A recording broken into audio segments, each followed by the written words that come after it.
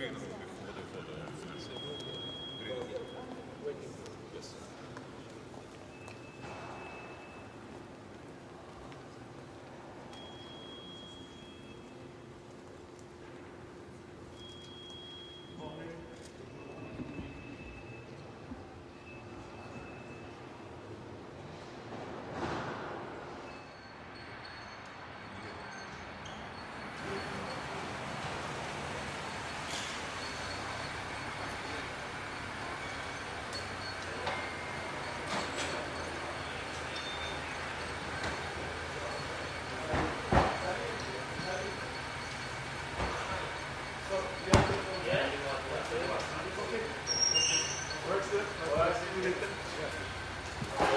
green.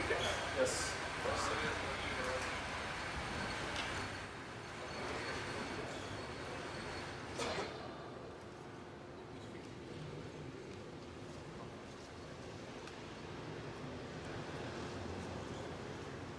Are you this morning? How are you this morning? Surviving.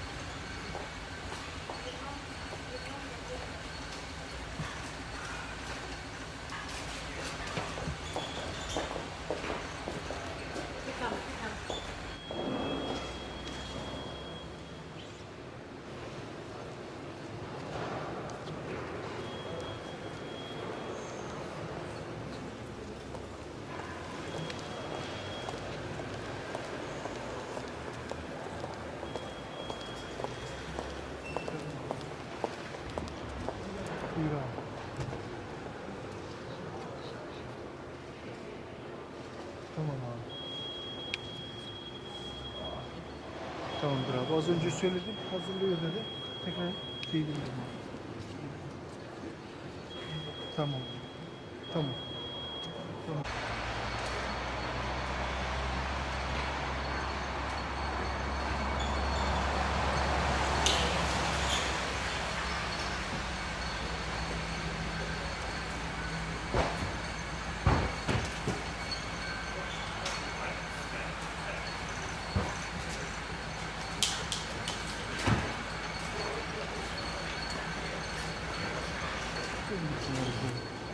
İki parça zaten. Bunu bekleme. Araç hazır olsun. Talimat aldım hemen çık. Hadi bakalım.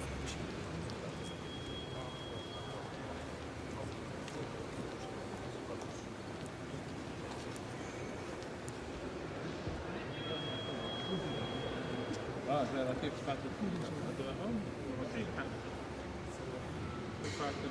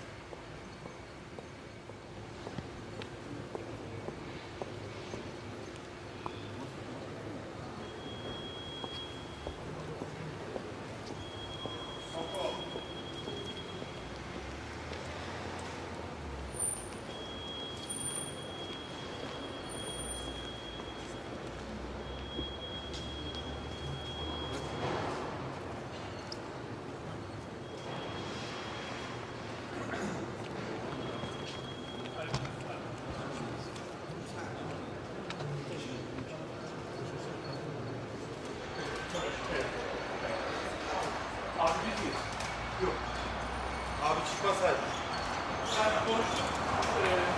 İfade edecekler. Şu alanda sormak koşuluyor.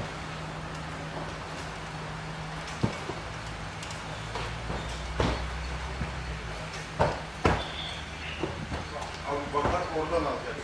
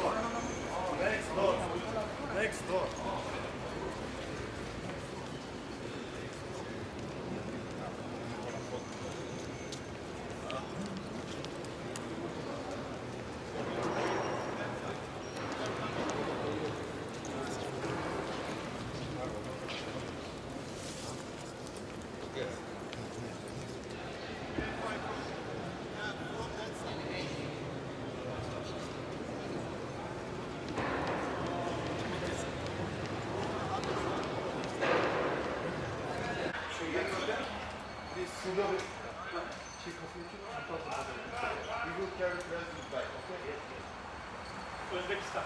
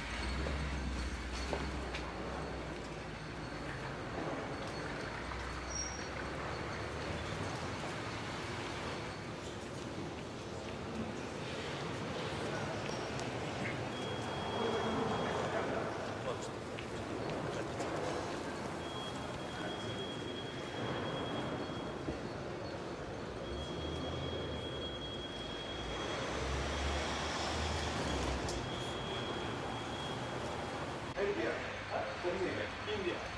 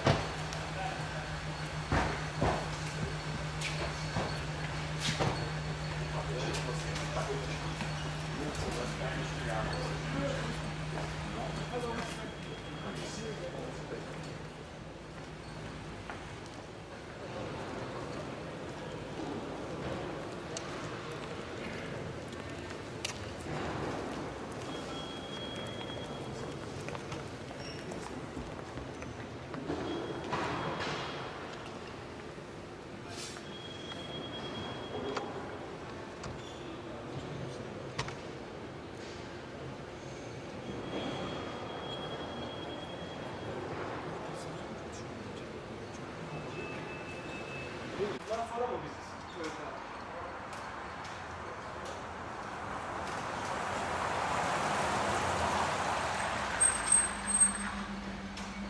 Değil değil mi abi?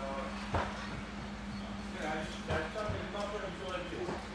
İçeriye girince oraya doğru sollu devam ediyoruz.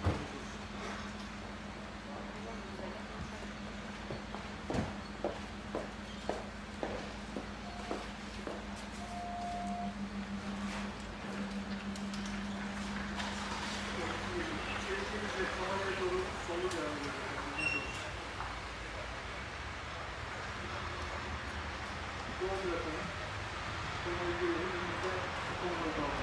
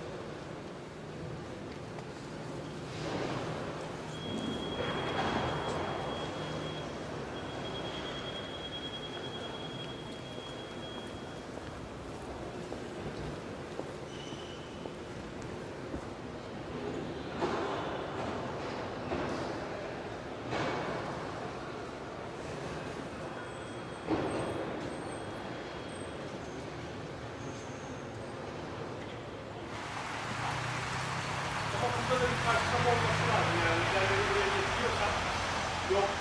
Yani bütünde yapamadılar. Karşılama olayını sevmiyorlar yani. Yok yani özellikle de bilerek yapmazlarsa o şey.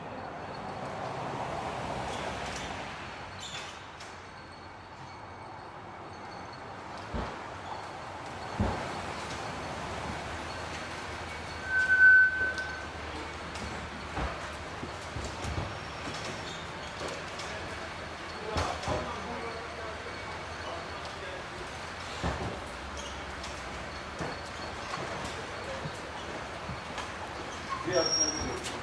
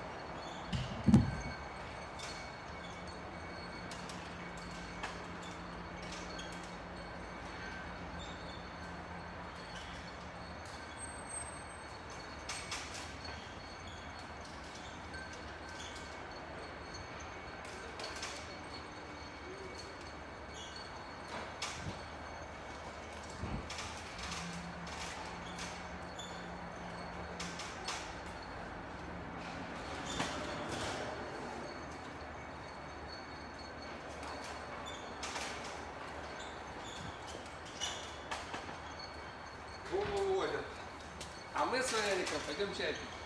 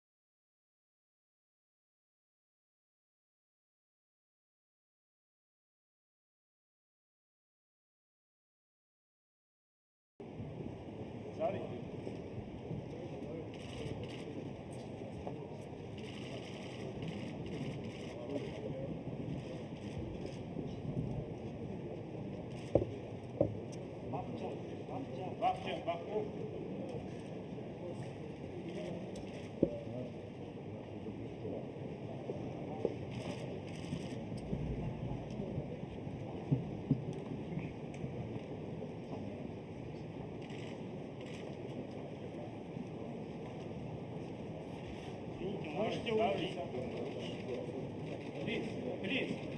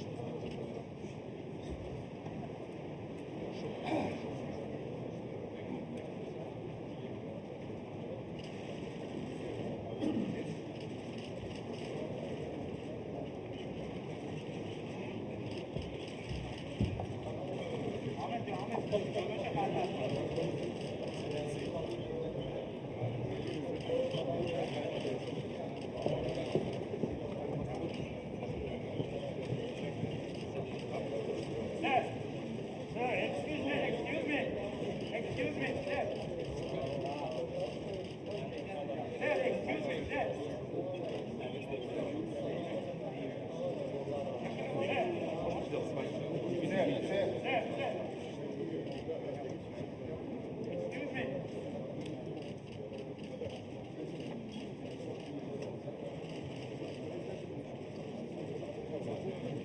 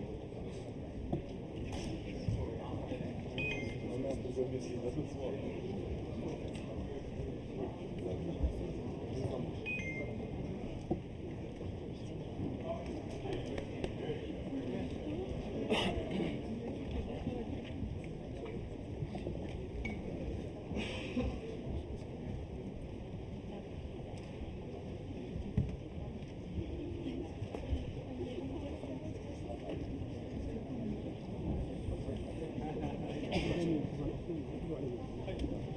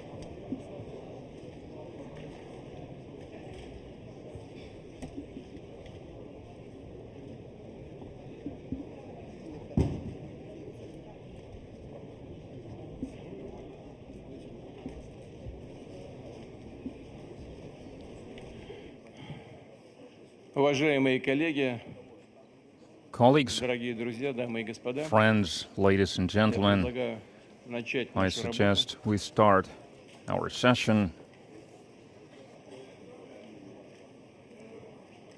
Да. Я попрошу представителей прессы тоже успокоиться. I would like to ask the media representatives to calm down, and I'd like to ask our colleagues to take their seats. We start our work. Спасибо. Thank you. Уважаемые главы государств, Esteemed дамы и heads of господа, state, дорогие ladies and друзья, gentlemen, рад friends, всех вас I'm glad приветствовать на to заседании в greet all of формате you Outreach at the BRICS Plus. Outreach Такой BRICS Plus расширенный format. формат This хорошо себя extended format зарекомендовал и дает has возможность для proved прямого itself и well, открытого and it allows диалога us open членов and direct объединения dialogue с нашими with the друзьями и members партнерами. of this Напомню, что в association прошлом году with на our встрече friends в and partners. Йоханнесбурге были Last year приглашены at the главы многих Johannesburg африканских meeting, государств и the руководители heads of many ключевых African региональных states организаций. and the heads of А в many этот раз key regional российское organizations were председательство invited, and this time пригласило Russian ближайших presidency соседей invited России, our nearest дружественные нам neighbors, страны, с которыми friendly нас states объединяет общая that история we жизни are в едином united with the государстве. common history of Здесь living in присутствуют one также руководители common state, государств, and we see проявляющих here the heads of those заинтересованность в states that are налаживании более interested in тесного партнерства building с БРИКС closer и даже partnership with the BRICS рассматривающих в countries перспективе and considering возможность in the членства в future to объединении. become И a стран, member of the возглавляющих BRICS в настоящее время Association, and the ведущие countries многосторонние структуры. То есть and у the нас heads за of the общим столом представлены multilateral государства Европы, organizations. So here we can Азии, see Африки и representatives Латинской of Америки. states from Согласно Europe, предлагаемой Asia, повестке, мы Africa, рассмотрим and Latin наиболее America, волнующие and we are мировое going to сообщество speak вопросы. about the most Это и topical устойчивое matters, развитие, sustainable искоренение development, бедности, eradication of адаптация к poverty, изменению климата, adapting to обмен the climate технологиями change, и знаниями, и knowledge борьба с and терроризмом, technology transfer, трансграничной преступностью. counterterrorism activities, and Естественно, особое внимание уделим fighting the вопросам transborder мирового crime. урегулирования, мирного урегулирования конфликтов. And we are going В том also числе, разумеется, discuss the peaceful поговорим resolution и to the серьезно conflicts, поговорим and об obviously we are going обострившейся to have a ситуации serious на conversation Ближнем Востоке. on the Членам БРИКС крайне важно exacerbated обсудить situation in the все Middle эти East. It темы is с very important to единомышленниками из стран discuss глобального all Юга these и matters Востока. with our Все like-minded наши countries государства from the разделяют global схожие South and global устремления, East. We all ценности, share similar видение values нового and the демократического vision of a миропорядка, new democratic world отражающего order все that reflects культурно-цивилизационное the многообразие. entire cultural and И убеждены, civilizational что в diversity. And основе we are такого convinced миропорядка that this должны world лежать order should be универсальные underpinned принципы by уважения universal законных principles, интересов и respect for the суверенного local выбора стран и legitimate народов, interests and sovereign соблюдение choice международного of the права peoples and of the и nations, настрой на взаимовыгодное, adherence to честное international сотрудничество. law, and Переход к более справедливому determination to мироустройству work идет based on непросто. equal Его opportunities. It's становление difficult to тормозят change to силы, the new привыкшие world order мыслить и because it действовать is в being логике доминирования stopped by над those всем countries и who are всем. used to За dominating ширмой over навязываемого everything миру and everyone. порядка, основанного на правилах, And they are trying to impose the rule-based world order, but behind this attempt, there is development of African, Asian, Latin American countries that they cannot control. And they use unlawful unilateral sanctions, protectionism, manipulation of monetary funds and markets, interference into internal affairs under the slogans of taking care of democracy and human rights and fight for mitigation of climate change. And these unhealthy methods and approaches lead to the emergence of new conflicts and exacerbation of old ones. And thus we undermine regional and global strategic stability. We undermine the principles of equal and indivisible security. They encourage interstate conflicts, and one of such examples is Ukraine, that has been used to create critical threats for Russia, ignoring our interests, their concern of undermining the rights of the Russian speakers of the countries, and now they are not even hiding the goal of dealing strategic defeat to our country, but that's a mere illusion. Only those who do not know the history of Russia can believe in this, because they must take into consideration the strength of the spirit and unity of our people. But as we agreed, among the main topics of our discussion will be the situation in the Middle East as well, because it's also of concern to us. And here, we are speaking about the exacerbation of an old conflict, something that we've mentioned that we cannot put out, we're not able to put out for decades. And this new Israeli-Palestinian conflict is one of the bloodiest ones for decades. As a result of the hostilities in Gaza Strip, more than 40,000 people died, and most of them were civilians. And at the same time, and I would like to emphasize this, we have always stood against any terrorist act, any terrorist manifestations. Hostilities that started a year ago in Gaza Strip now spilled over to Lebanon. Other countries of the region were also affected. The confrontation between Israel and Iran is also growing. It looks like a chain reaction, and it puts the entire Middle East on the brink of a disaster, and the humanitarian situation is also exacerbated. The displaced persons and refugees is more than 1 million people. The infrastructure and residential areas, hospitals, schools, social infrastructure were largely damaged, and the destruction continues. Russia has a lot of questions, important questions, urgent questions that we must resolve, and we are doing this, and we will continue to do this. But at the same time, we were always striving to make our contribution in stabilizing the situation in the Middle East. That's why, since the start of the escalation, Russia and other BRICS countries joined the efforts to settle the conflict. As you remember, we even held a video summit of our organization in November 2023. Another important task, urgent task, is starting a complex political process to resolve the Middle Eastern problem in full. We need to stop the violence, to ensure the assistance to those who suffered, to mitigate their sufferings, to ease their suffering, and the settlement must be reached based on the recognized legal basis. Hence, the independent Palestinian state must be established that would peacefully coexist with Israel.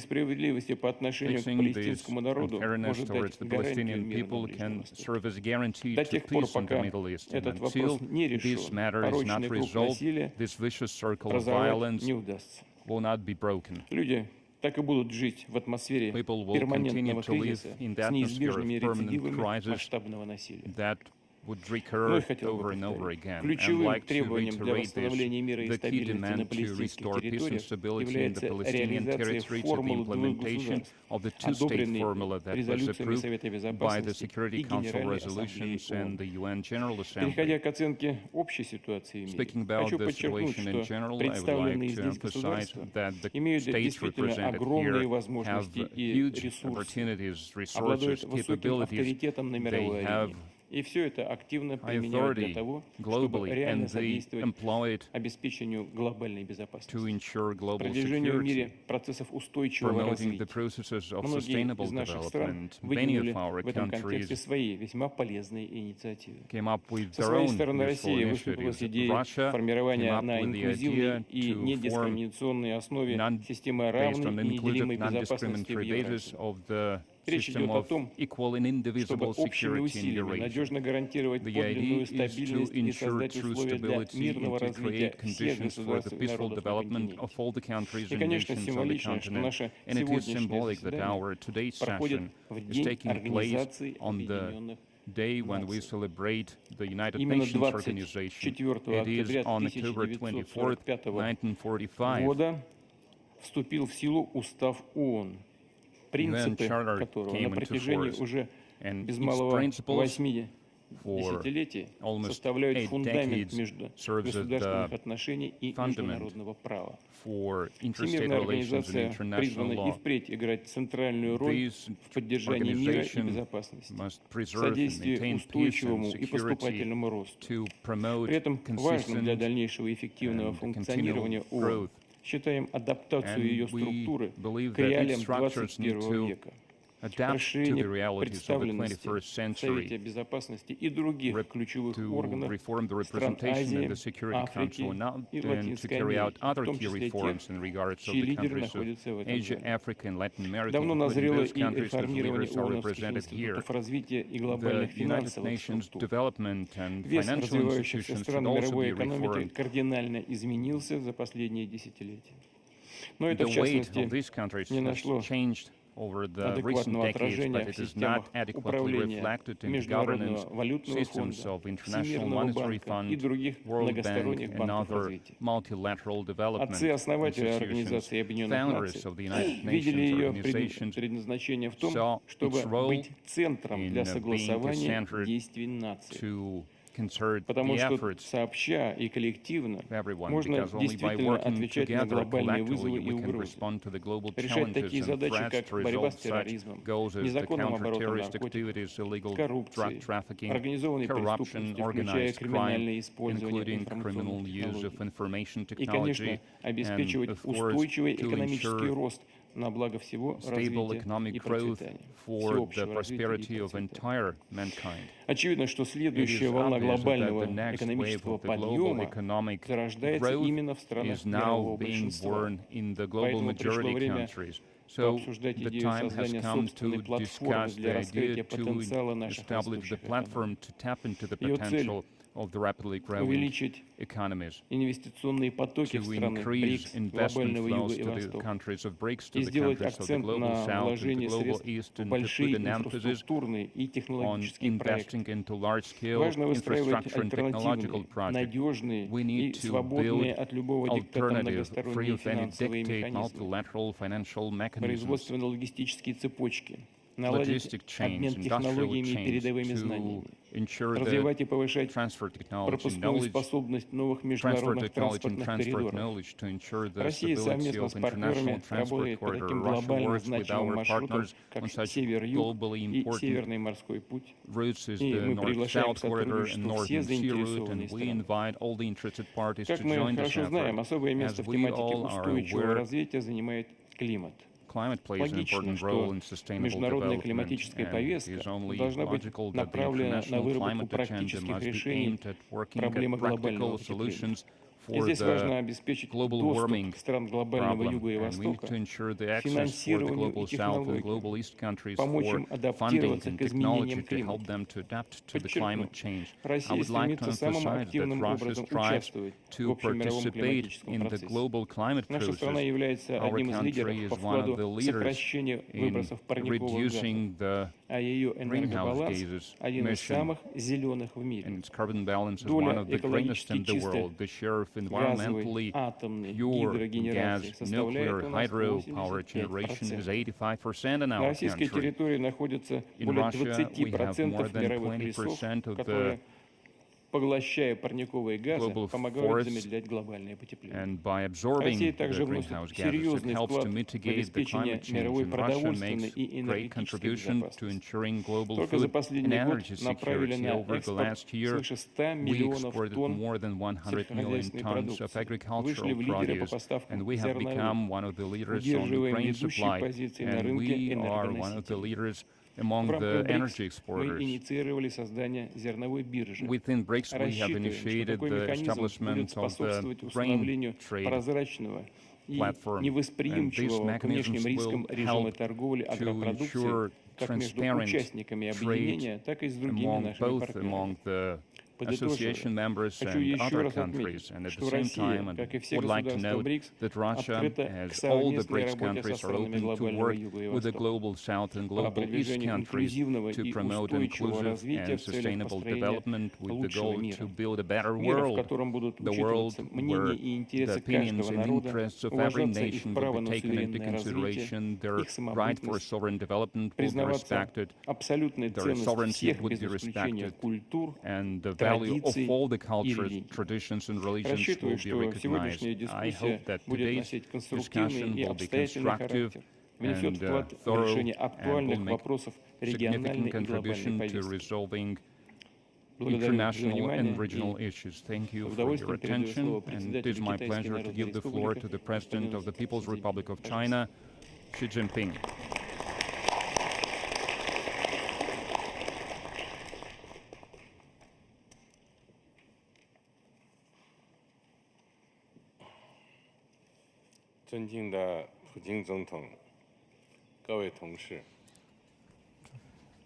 President Putin, colleagues,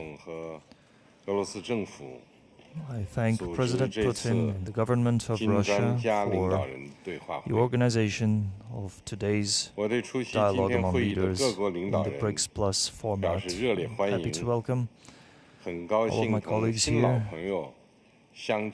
and I'm happy to meet my old and new friends here in Kazán. The collective rise of the global South countries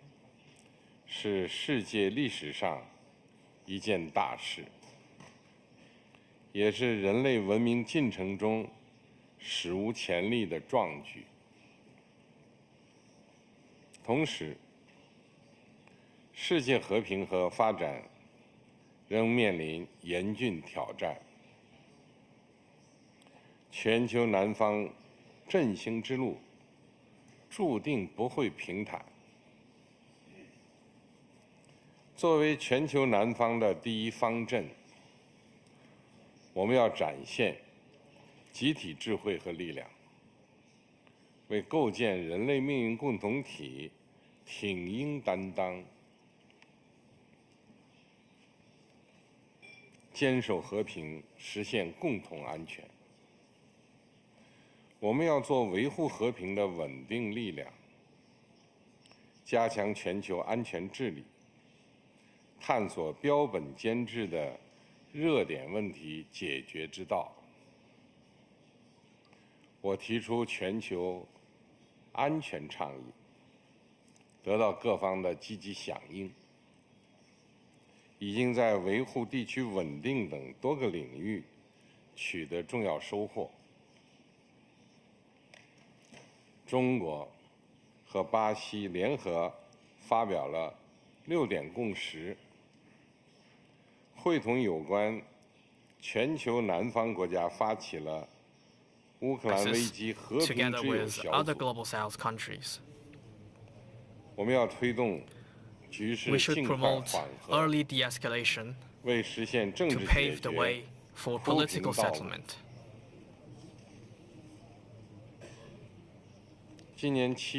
Last July,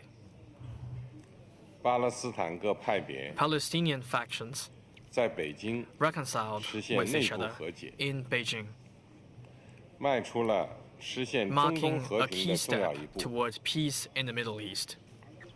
We should continue to promote comprehensive ceasefire in the Gaza Strip and revive the two-state solution. We must stop the flames of war from spreading in Lebanon and end the miserable sufferings in Palestine and Lebanon.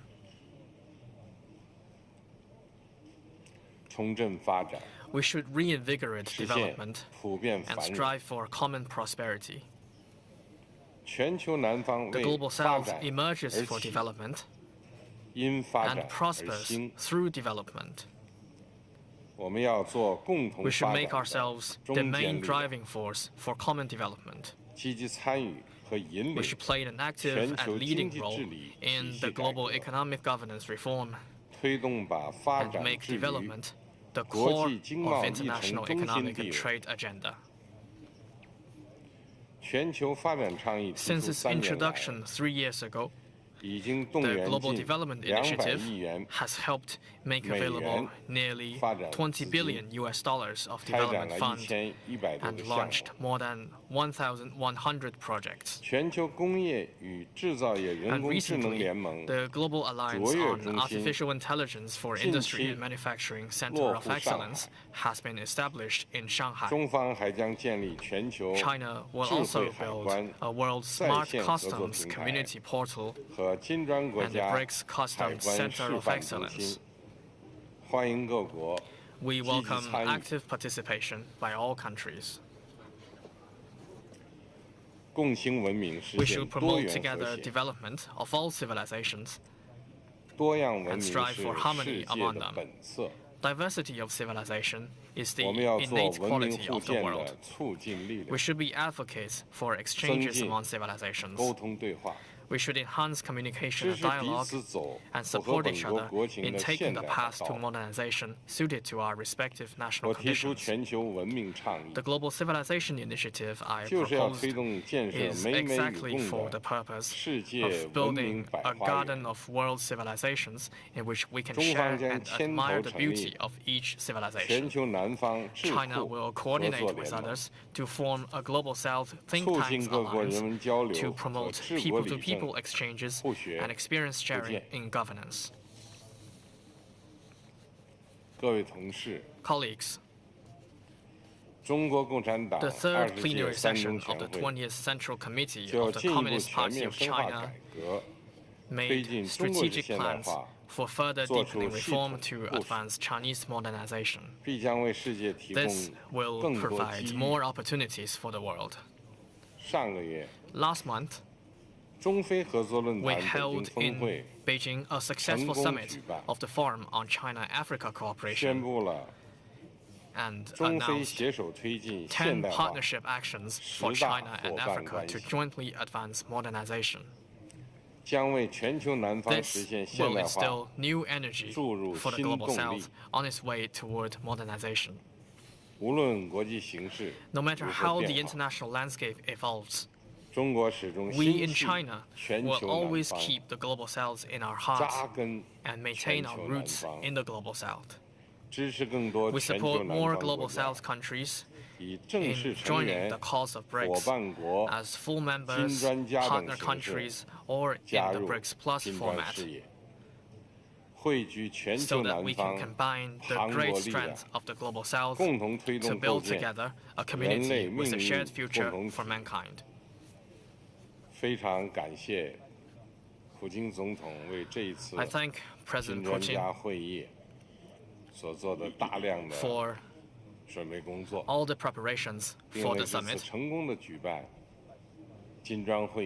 and I congratulate on the successful convention of this summit. Thank you.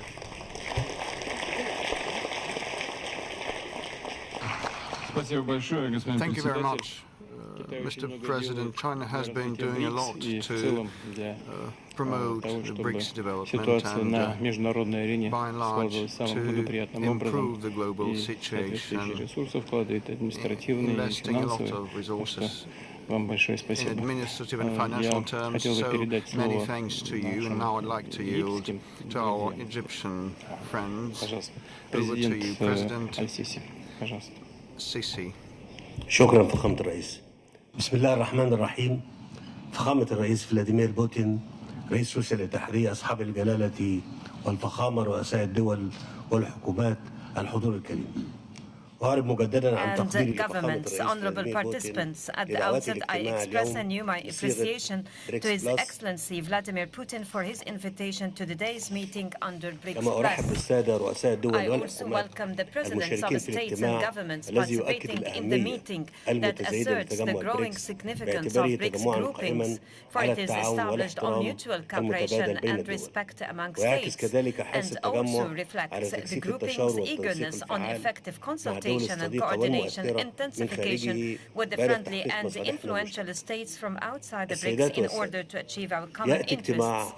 Ladies and gentlemen, today's meeting comes with the critical international circumstance simmering with compounded crises and challenges. It witnesses a threat to the credibility of the multilateral international order that is overshadowed with protectionist tendencies and unilateral policies. Egypt, amid such bewilderment, believes it is essential for the developing countries to come together and reinforce South-South cooperation as one major medium for encountering the current challenges. Egypt has always been at the forefront of nations who are keen to bolstering cooperation among developing countries, in addition to its assiduous endeavor to reinforcing the interests and the priorities of the South states in various international fora. In this regard, we cannot discuss the current international crises and challenges without discussing the crisis witnessed by the Middle East region, given the continuous Israeli war for more than a year against the sons of the Palestinian people besieged in Gaza Strip, and who are surrounded by all forms of murder and intimidation, as well as the spiral aggression in the Lebanese territories, which is the greatest evidence to what have our world and the international world become today, as they are void of principles and apply double standards. Moreover, the absence of accountability and justice in face of the violations committed to the international instruments and the rules of the international and the humanitarian law, which resulted in unprecedented humanitarian catastrophe, as well as the continuity and the expansion of war. They are all but the testimonies posing concerted international efforts to bring the serious regional escalation to a halt and preclude the region from being grabbed into an all-out war, especially that the regional conflicts are spiral encompassing several countries. Such conflicts are extended to adversely affect the maritime traffic in Eden Gulf and the Red Sea, as well as the international trade and the stability of the global supply chain. Majesties and Excellencies, Egypt values the BRICS Plus as a platform fostering cooperation, consultation among the BRICS groupings and the South countries. In this framework, I would like to note the following points.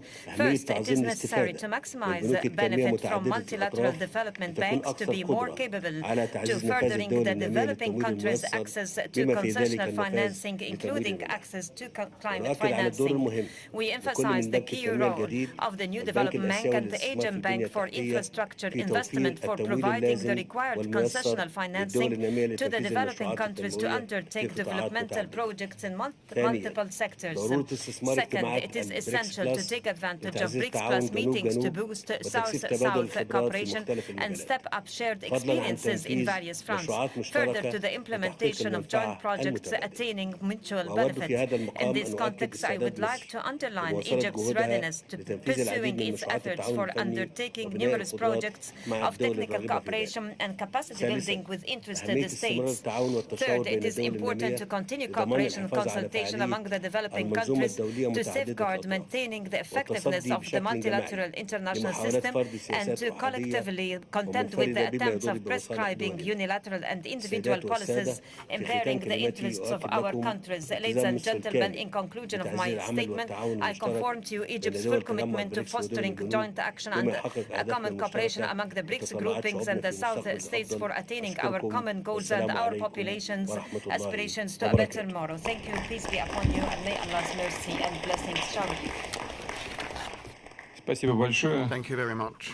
Египет Your Excellency, Egypt has been actively working as a full-fledged BRICS member, and we count on your country's considerable contribution to the work of the organization. Now I give the floor представителю, госсекретарю Федеративной Демократической Federal Democratic Republic of Ethiopia. Over to you.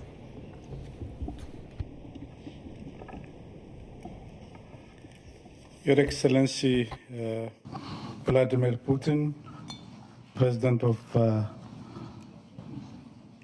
Russian Federation, Excellencies, Head of State and Government, distinguished delegation members, I would like to thank His Excellency President Vladimir Putin for covering this important gathering that brings together BRICS members and countries from the Global South.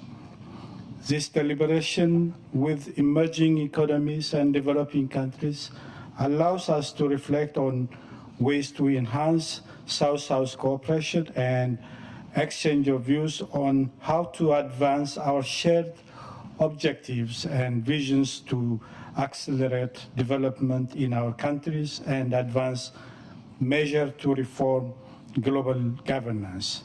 Mr. President, Excellencies, as countries of the Global South, we have historic responsibility and opportunity to pool our resources together, align our positions, and work towards confronting the many crises the world is facing.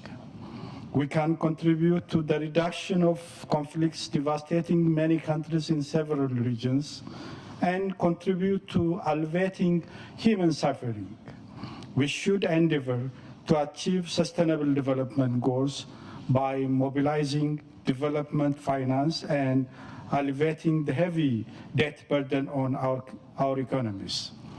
Predictable, transparent, and expedited debt restructuring remains achievable and will contribute to sustainable development. Access to critical concessional finance unconstrained by socially burdensome conditionality respects policy autonomy for developing countries and facilitates necessary economic reform. Mr. President, as we all know, the influence of emerging market and developing countries in global affairs is growing. It is therefore incumbent on us to strengthen our solidarity and partnership to speak in common voice and leverage the process of global governance reform. Ethiopia believes that the reform of the multilateral economic and financial institutions should be at the top of the priorities of our cooperation. We must work hand in hand toward democratizing the decision-making process by expanding the representation of the Global South, particularly Africa, in the governance of the global economic institution. We should also work towards reviewing the quota system to reflect the current economic status of developing member countries. The Global South should strive to capture the momentum for change to drive action toward new financing facilities for development. Mr. President, Excellencies, cooperation among countries of the Global South has the potential to increase the productivity capacity of developing countries. We must therefore work hard to increase trade, flow of investment, development finance, and tourism. The market opportunities that come with the significant population size, rapid growth in connectivity and technological advancement make the intra-global South trade the engine of global trade. We must therefore work towards removing trade barriers to harness the potential. Extending tariff and quota-free market access to LDCs will be essential for the expansion of trading opportunities. Mr. President, Ethiopia is greatly concerned with the escalation of the conflict in Gaza and Lebanon, which is causing huge suffering of civilians with dire humanitarian consequences. de-escalating the expanding regional crisis and tension in the broader Middle East is necessary. We call for immediate ceasefire and dialogue to end the conflict. In all cases, civilians must be protected. All key regional actors need to exercise utmost restraint and choose a path of dialogue and peaceful resolution of disputes.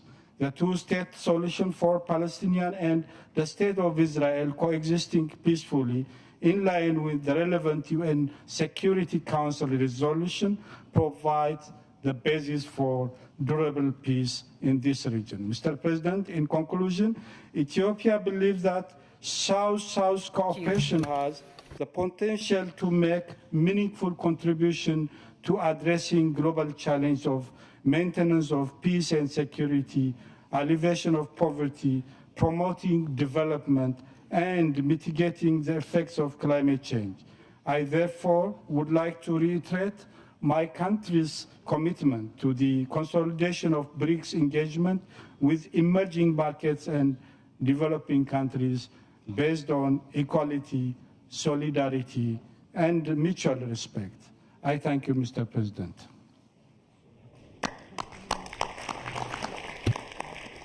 Thank you so much. Ethiopia has been actively engaging in BRICS, and I'm sure, considering the rates of development of your country, considering its growth and role both in Africa and worldwide, it will be continuing contributing to our grouping. Thank you. Now, the floor is given to the President of the Islamic Republic of Iran.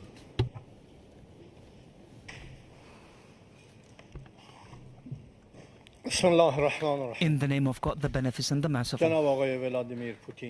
Your Excellency, Mr. Vladimir Putin, distinguished leaders of the world, ladies and gentlemen, I hope that through this collaborative and interactive forum, and based on the inspiring theme of this summit, BRICS and the Global South, co-constructing a better world, we can take a significant step towards establishing a better system and fairer relations based on collective satisfaction. This coalition building and striving for constructive and friendly relations are part of today's reality and the desire of many countries and international actors to break free from unilateralism. The foundations of unilateral equations and a balance based on unipolar hegemony are extremely shaky and wavering. Many international structures and mechanisms stemming from this approach, such as the UN Security Council, the International Monetary Fund, human rights institutions, and other examples, have lost their effective and constructive functionality due to politicization and the influence of Western governments. That is why, since its inception, this BRICS group, with its lofty and popular goals, has been able to become a successful model of cooperation and convergence among countries on the regional and international stage.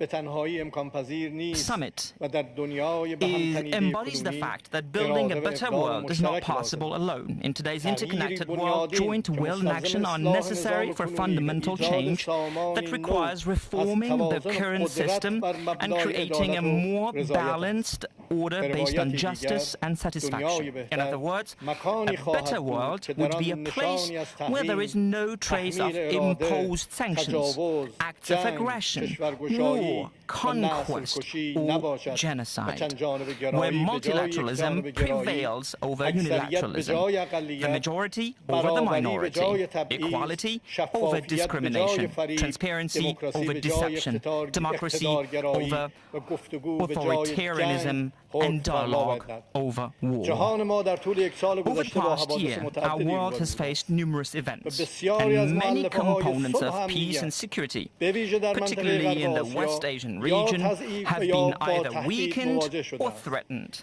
The Zionist regime, disregarding international norms, has trampled on many of the red lines of governments around the world, and unchivalry enough has created, as ruthlessly as we can imagine, a new wave of violence and terror. The flames of war still rage hot in the Gaza Strip and Lebanese cities, and international institutions and bodies, primarily the UN Security Council, as the driving force for international peace and security, lack the necessary capacity to extinguish the fire of this crisis. Moreover, the unwavering support of Western governments, led by the United States, for the Zionist regime has made achieving peace and halting the war out of reach. The Islamic Republic of Iran believes that regional and international crises cannot be resolved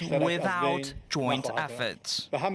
Therefore, within the framework of our principled policies, we have always endeavored to create smart and efficient networks of trade relations and to make every effort to strengthen international cooperation and deepen the elements of friendship among countries.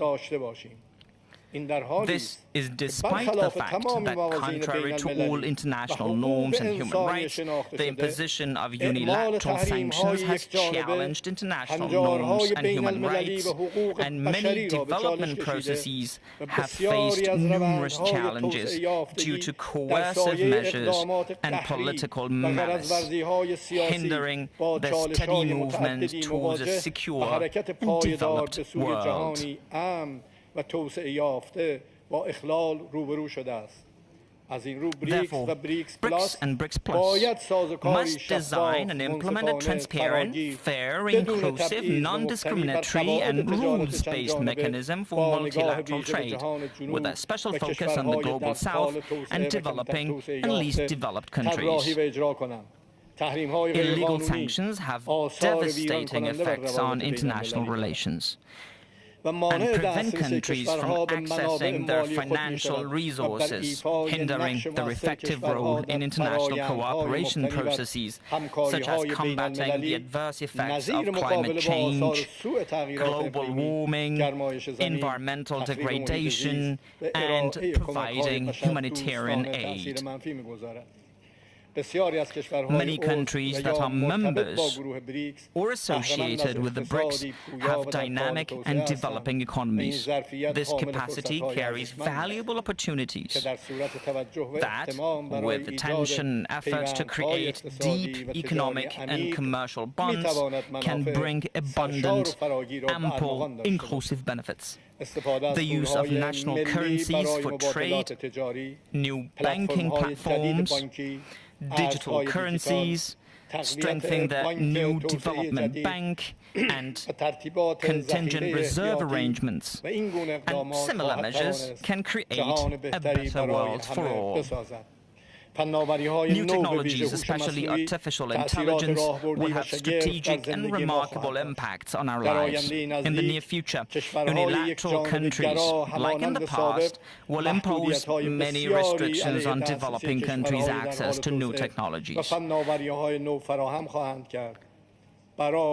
counter these limitations, we must cooperate with one another and have no choice but to invest jointly, exchange experiences, and accelerate joint cooperation. Distinguished guests, the geographical expanse of BRICS presents a unique opportunity to facilitate transcontinental connections and pursue shared interests, a process that will have a significant impact on reducing the existing developmental rift and increasing people's welfare. The future belongs to countries that play the greatest role in creating convergence and establishing a new order of institutionalized relations based on the discourse of consensus and justice. In conclusion, I would like to once again thank Mr. Vladimir Putin for the excellent hosting and holding of this important summit meeting in the beautiful city of Kazán. May God's peace and blessing be upon you all. Thank you so much, Mr. President. We count very much on active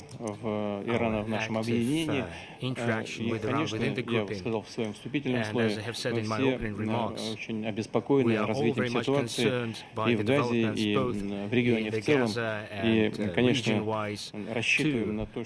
We hope that every measure is taken to reduce tensions and to prevent the spillover of the conflict in the region. I had a conversation with many counterparts, and it is everyone's base assumption, and we wish you successful resolution of difficult bottlenecks and controversies in the region. Now the floor is given to President of the Republic of South Africa, Mr. Ramaphosa.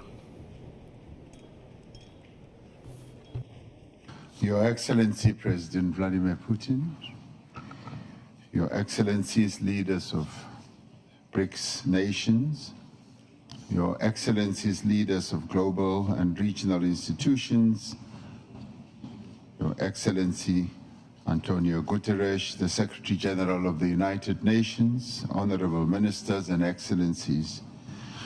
Allow me to begin by congratulating President Putin on chairing a very successful BRICS summit, as well as leading us all to adopt an excellent declaration from this summit.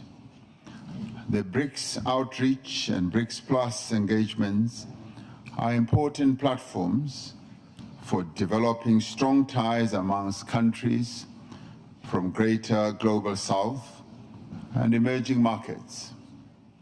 We should use these platforms to foster meaningful engagement. We should use the BRICS platform to contribute to social, economic, cultural development of our peoples. We welcome the Russian initiatives that are aimed at strengthening a number of BRICS countries through the various measures that they have put on the table, such as transport networks and connectivity. This in many ways will help to find ways to integrate and deepen our interconnectedness in new and imaginative ways. The African Continental Free Trade Area will make a huge contribution itself to unlock opportunities for trade and investment for local and global businesses. It will create a number of opportunities that will lead to an integrated and connected continent. The Single African Air Transport Market is another flagship project of the African Union Agenda 2063. This is an initiative of the African Union to create a single unified air transport market in Africa to support the continent's economic integration. For BRICS and friends of BRICS, we need to use these projects to further connect the greater global south. The promotion of greater regional connectivity and trade facilitation can only succeed in an environment of peace and stability.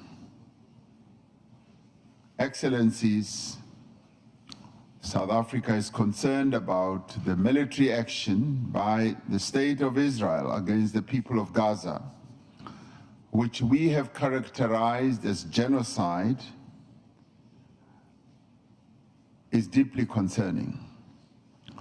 This genocide led South Africa to approach the International Court of Justice with a view to stopping the killing of innocent women and children in Gaza. We do believe that the world cannot just sit by and watch the slaughter of innocent people continuing.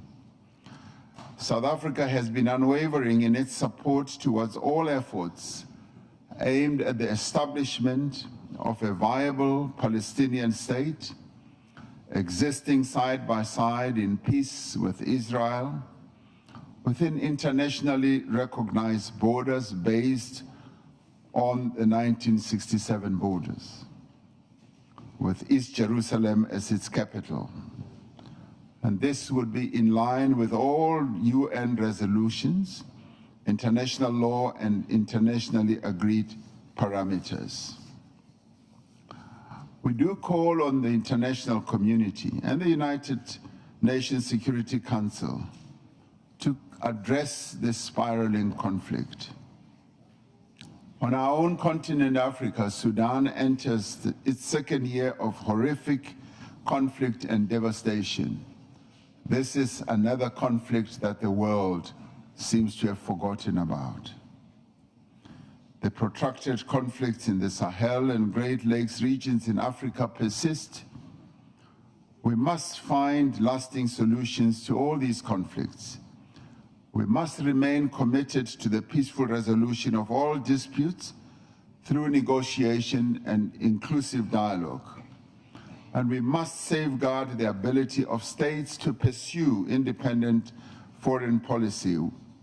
And we must safeguard the multilateral system, because it is the cornerstone of international relations that fosters an environment of peace and development.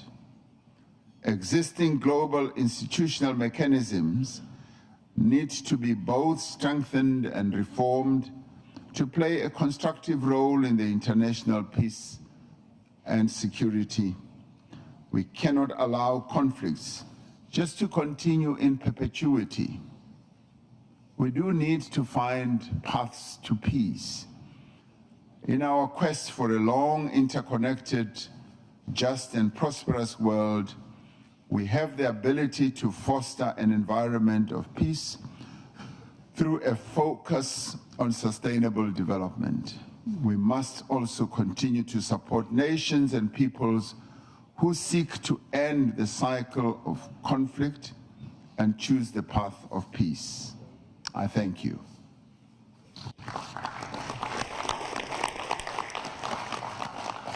Thank you, Excellency. Thank you, Mr. President of South Africa. South Africa is making a lot for the development of our grouping in order to make sure that the situation in Africa is also developed in a positive way. And now it is my pleasure to pass on the floor to the representative of Brazil.